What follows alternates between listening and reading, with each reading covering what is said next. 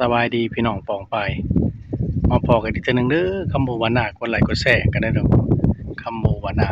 วันนี้มาเว้าขอคิดเด้อพี่น้องเด้อเป็นเด็กน้อยมันก็ดีอย่างนะเพราะว่าเด็กน้อยนี่บ่ต้องไปคิดอิหยังเล่นค่ำมากก็นอนเช้ามากก็ตื่นบ่คือผู้ใหญ่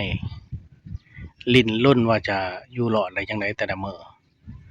เฮ็ดจั่งใดสิมีเงินมีค่ำเฮ็ดจั่งใดสิไปรอดนำบ้านนำเมืองเขา ผู้ใหญ่คิดตลอดเวลาว่าเฮ็ดจั่งใดสิอยู่รอดเฮ็ดจั่งใดสิหั้งสิมีบางเทื่อเราคิดหลายเกินไปก็บ่ดีคิดน้อยเกินไปก็บ่ดีเพราะว่าทุกอย่างมันต้องมีบาลันซ์กันบาลันซ์เพราะอิหยังเพราะว่ามันต้องถ้าอยากได้เกินก็เป็นทุกข์พี่น้องบ่อยากได้อีหลีบ่อยากได้ก็เป็นทุกข์บ่อยากได้ก็เป็นทุกข์อิหยังเป็นทุกข์เพราะว่าบ่อยากได้ค่าใช้จ่ายทุกมื้อมันก็แพงเฮ็ดอิหยังก็ลำบากทุกอย่างมีการลงทุนพี่น้องเอ้ยสิลงทุนน้อยลงทุนหลายต้องลงทุนเบิดแม้แต่มีครูพี่น้องถ้ามีครูดีก็มีสีแก่ตัวเฮ็ดให้เราร่ำรวยรั่งมีทีไรถ้ามีครูที่บ่ดีมีครูที่ว่าบ่ช่วยกันทำมาหากินมีแต่พาลมีแต่แบบว่าคิดตรงข้ามกันเว้ากันบ่เข้าใจก็เสียเวลาทั้งเวลาเสียทั้งเวลาเสียทั้งต้นทุนที่เราอยู่นำกันทุกอย่างเสี่ยงเบิดพี่น้องบ่แตกต่างคือเราเล่นหวยหรือว่าแทงเลขเล่นหวยคือกันบ่ฮู้ว่ามันสิถูกหรือบ่ถูกพี่น้องเอ้ยทุกคนน่ะมีปัญหาเบิด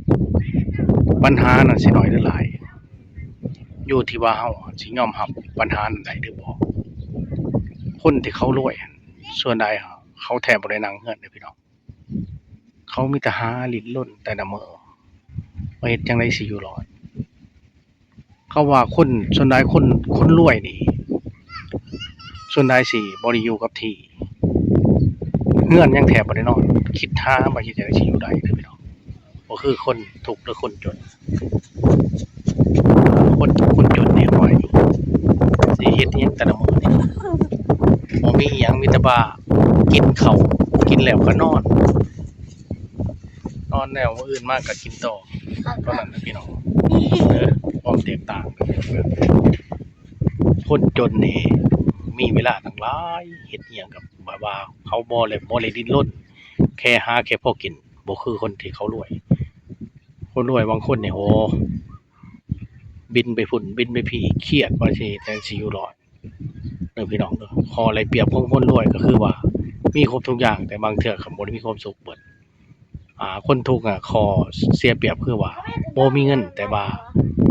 ได้อยู่ในครอบครัวอยู่ในเรือนในศาลอันใดความเปรียบเทียบว่ามันความแตกต่างกันพี่น้องหาส่ำพอกินพอหยังพอได้นะอยู่กับครอบครัวบ่ผิดบ่เถียงกันก็สมบูรณ์พี่น้องบ่ริ้นรนเกินไปเหมือนกับเราหาบเราแบกอิหยังถ้ามันหนักเกินไปก็วางเด้อพี่น้องเด้ออย่าไปคิดว่าทุกอย่างสุดท้ายเราเอาหยังไปบ่ได้ดอกสุดท้ายเอาไปได้แต่ตัวแม้แต่เสื้อผ้ายังโดนเผาทิ้งเบิดเด้อพี่น้องเด้ออ้าวถ้ามักคลิปนี้ก็กดไลค์กดแชร์กันเด้อคำโบวานาพี่น้องอ้าวฝากเตือนฝากตีหรือว่าฝากให้พี่น้องปองปายไปนำใส่คำว่าสบายดี